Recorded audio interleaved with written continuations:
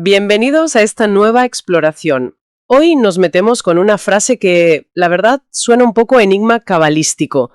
Estoy revelando una parte y ocultando dos. ¿Qué hay detrás? Pues vamos a intentar desgranar las tres leyes clave que, según la visión de Val Hasulam que manejamos, rigen cómo se transmite o por qué se oculta la sabiduría de la Cábala. Sí, es una frase potente. Y es bueno situarla, como dices.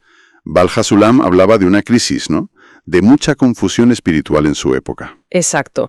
Veía mucha sabiduría superficial o directamente falsa.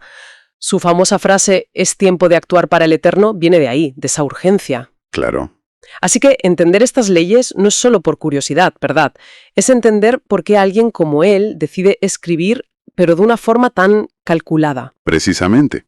La misión sería entonces desentrañar qué significa eso de una parte revelada, dos ocultas. ¿Y cuáles son esas tres formas de ocultamiento? Vale, pues vamos a ello. Empecemos por la primera barrera, el primer motivo para guardar silencio. Se nos dice que un secreto se oculta porque revelarlo sería innecesario. Pero a ver, ¿innecesario en qué sentido? No será porque no sea interesante, supongo. No va por ahí. En el marco espiritual que describen estas fuentes, y siguiendo la interpretación de Rav Lightman, la clave es la intención, la pureza de la intención. Cada palabra, cada enseñanza debe tener un propósito súper concreto: ayudar a la corrección interna. ¿A la corrección? ¿Te refieres a ese paso del egoísmo al altruismo?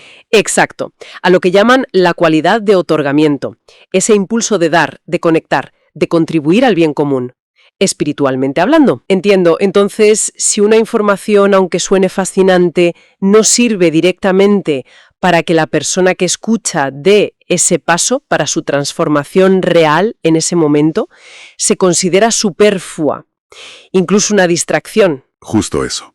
Hablan de protegerse de palabras excesivas, las que solo sirven para, adornar la lengua o para la curiosidad intelectual sin más. Hay un proverbio que citan que es muy gráfico.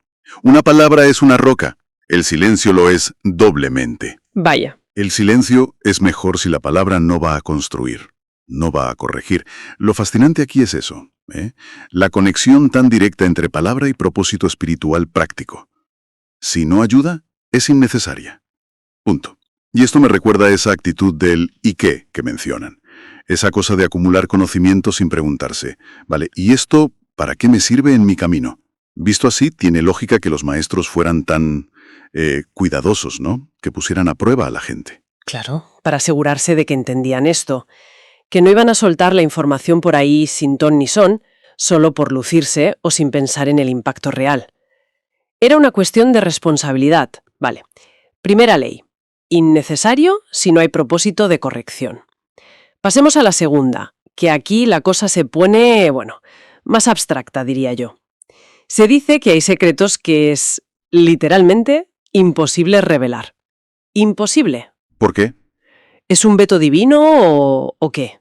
Pues la explicación que dan es más bien intrínseca. Es una limitación de nuestra herramienta principal. El lenguaje. Nuestro lenguaje humano. Piénsalo un momento. Nuestras palabras nacieron para describir el mundo físico, el que captamos con los sentidos. Claro, hablamos de arriba, abajo, dentro, fuera, mío, tuyo, todo muy material y basado en nuestro interés en el ego, ¿no? Exactamente. Y la realidad espiritual, según esta visión, funciona con reglas totalmente distintas. Altruismo, sin las limitaciones de tiempo y espacio que conocemos, estados de conexión, que no tienen un equivalente directo en nuestra experiencia física. Intentar describir eso con palabras nacidas del egoísmo y lo material, pues es como intentar describir colores a un ciego de nacimiento usando solo palabras sobre texturas. Darías una imagen distorsionada, claro, engañosa incluso. Eso es. No es que el maestro no quiera, es que la herramienta, el lenguaje, no da para más. Se queda corta. Pero, a ver, aquí es donde se pone realmente interesante. Porque si es imposible, entonces, ¿cómo existen el Zohar, los escritos del Ari?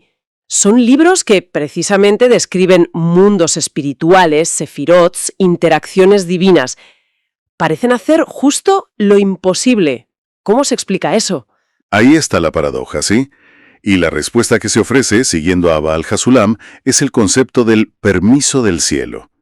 La idea es que, en ciertos momentos clave, algunas almas muy especiales, a veces las describen como tipo Or Makif, luz circundante. ¿Una especie de sensibilidad espiritual superior o algo así? Algo así, ¿sí? Reciben una autorización y, digamos, una habilidad especial. Una habilidad. ¿Para qué, exactamente?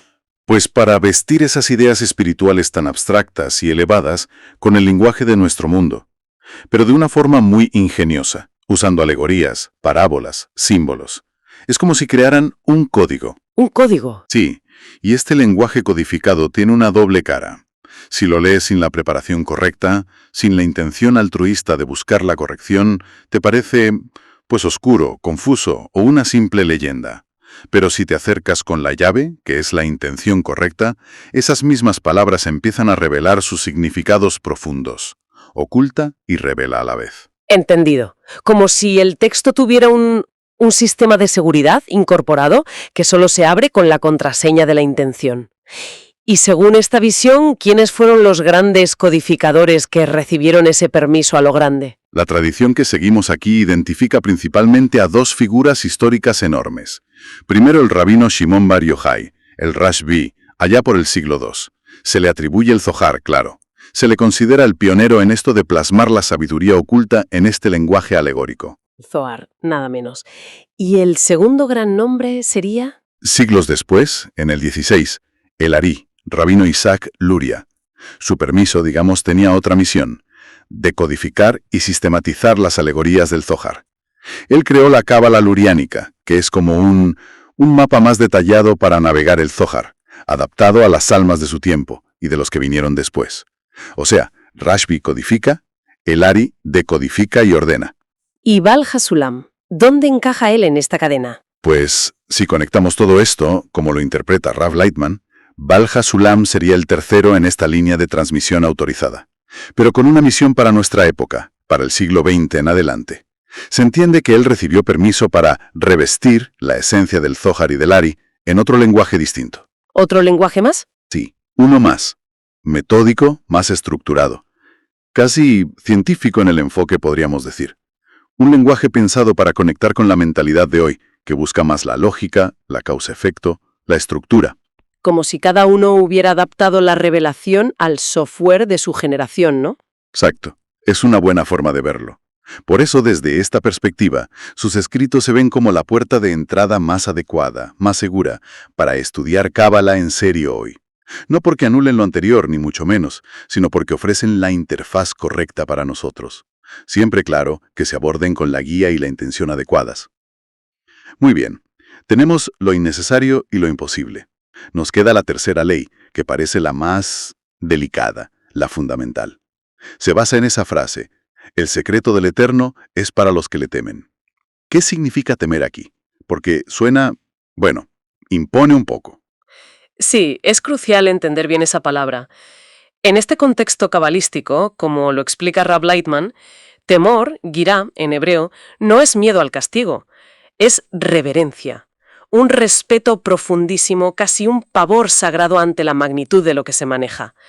Es el temor a usar mal la luz, la sabiduría. Al orgullo, al deseo de poder, a buscar reconocimiento, a que todo eso se apropie del conocimiento y lo desvíe de su único fin legítimo, el otorgamiento, la conexión altruista. Es un temor que protege, una salvaguarda interna. Claro. Y esto plantea una cuestión importante sobre la responsabilidad que implica tener acceso a este conocimiento, ¿no? Totalmente. Las fuentes son muy claras.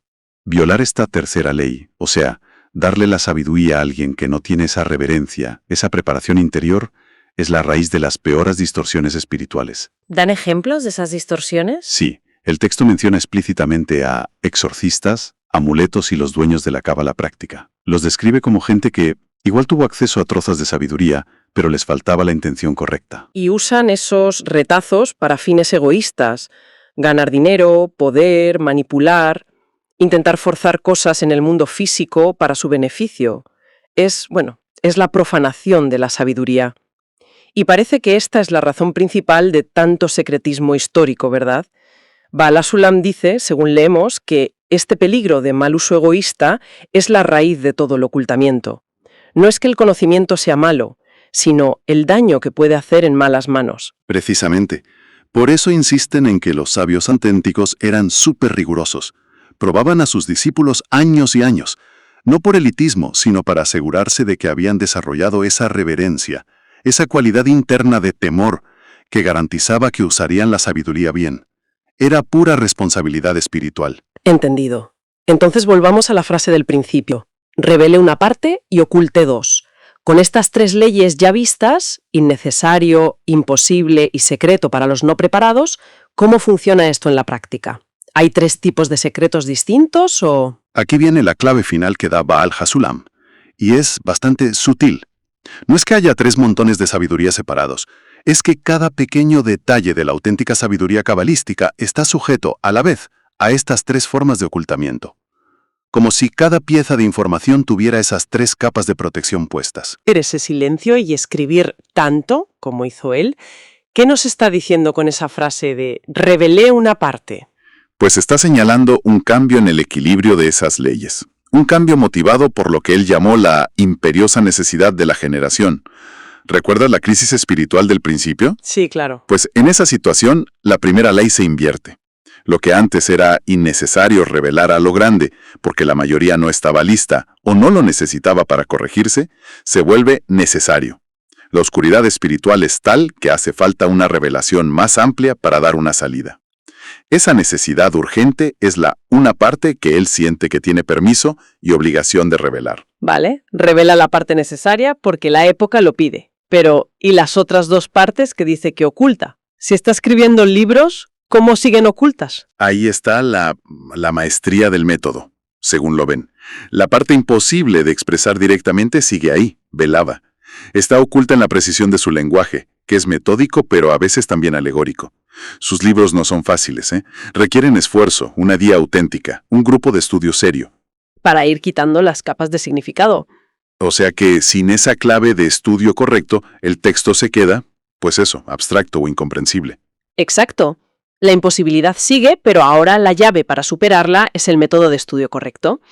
Y la tercera parte, la del secreto del Eterno, la que es solo para los que temen, ¿cómo se protege esa en un libro que cualquiera puede comprar? Buena pregunta. Esa se oculta casi sola, por la propia naturaleza de la sabiduría espiritual. Quien se acerca a estos textos sin la intención correcta, sin esa reverencia, sin el deseo sincero de cambiar por dentro hacia el altruismo, pues simplemente no conecta con la esencia. No capta la luz que hay en las palabras. Puede leerlas, pero no le llega. Eso es. Puede analizarlas con la cabeza, memorizarlas, pero el núcleo espiritual se le escapa. El texto no resuena dentro porque su propia vasija, su estado interno, no está en sintonía con la naturaleza altruista de esa sabiduría. El secreto se protege a sí mismo de quien no está listo para recibirlo bien. Entonces, ¿qué significa todo esto al final? Si lo resumimos, lo que hizo Baal HaSulam al revelar una parte y ocultar dos, no fue solo soltar información, fue un acto de equilibrio súper calculado. Una revelación medida, sí, necesaria por la época, pero hecha de forma que las protecciones naturales de la sabiduría siguieran activas. Claro, protege el conocimiento para que no se banalice ni se use mal. Asegura que solo quien se acerca con la actitud correcta pueda llegar al fondo. Demuestra una acción totalmente alineada con esas leyes espirituales de transmisión. Es como ofrecer la medicina que hace falta, pero asegurándose de que la dosis y cómo se toma sean las correctas para minimizar los riesgos y maximizar el beneficio espiritual, por decirlo de alguna manera. Una imagen muy clara. Sí. Y esto, claro, nos deja con una última reflexión. Si estas leyes de transmisión son tan estrictas, ¿no?, diseñadas para proteger la sabiduría y asegurar que quien recibe esté preparado y tenga buena intención, ¿qué nos dice eso de hoy en día, de la era digital? Buena pregunta. Vivimos en un mundo donde parece que cualquier conocimiento, hasta el más esotérico, está a un clic, disponible para cualquiera. sin filtros aparentes de preparación, de intención, de esa reverencia de la que hablábamos. ¿Cómo encaja esta accesibilidad masiva con estas leyes tan antiguas de ocultar y revelar con tanto cuidado? ¿Qué retos y qué responsabilidad implica esto para quien busca hoy un conocimiento espiritual auténtico? Es algo, bueno, para darle unas vueltas, ¿no?